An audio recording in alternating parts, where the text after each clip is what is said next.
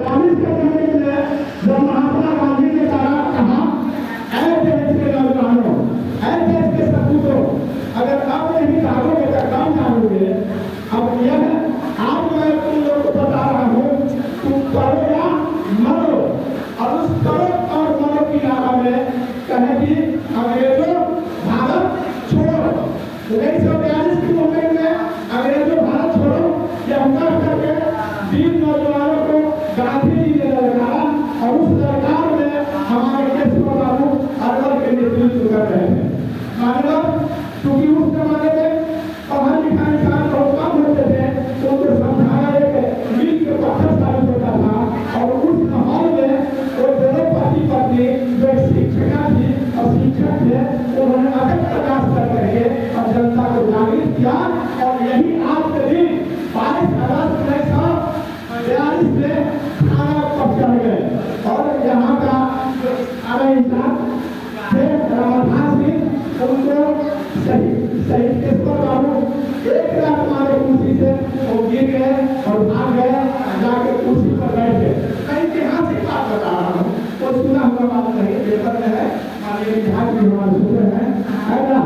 और थाना पर चढ़ करके लोग थाना को घेर लिए, चलाने के लिए कोशिश किए, लेकिन जब इनको मेरे मार रहा था तो कहीं भी नहीं इस काम को नहीं करो। और उनके परिवार को इतने हृदय की आदत से उनके परिवार को कहीं ना इनके परिवार को रामाधीश दरोगा को उनके परिवार को बैंक जोड़ से निकलवा दिए और जा करके थाना इंसान के कुर्सी पर बैठ गए। आज भी देखो बहस है और रिकॉर्ड है यार, हम देंगे आपको। तो इन सपूतों को मैं नमन करता हूँ और यही कहता हूँ कि ऐसे ही तुम तो चले गए हमें आजादी देकर, हम तब तक इस मुहिम को ढोते रहेंगे और जब तक जीवन है तब तक ढोते रहेंगे। कि कचरा कचरा में लहू का इस वतन को काम आएगा। केशव बाबू कहीं कि कचरा कचरा मेरे लहू का इस वतन के काम आएगा, मेरे जाने के बाद ही तिरंगा आसमान में फहराएगा। मान्यवर इस पहल को मैं छोटी सी बात को मैं आप लोगों के सामने प्रस्तुत किया हूँ। मैं अपनी मानों के साथ मैं अपने मानों को विराम देता हूँ। जय हिंद जय भारत।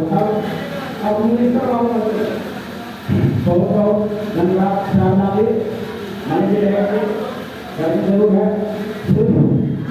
मैं एक आदमी जो हमारे शहीद केशव बाबू की पत्रता है, मैं उनको चाहूँगा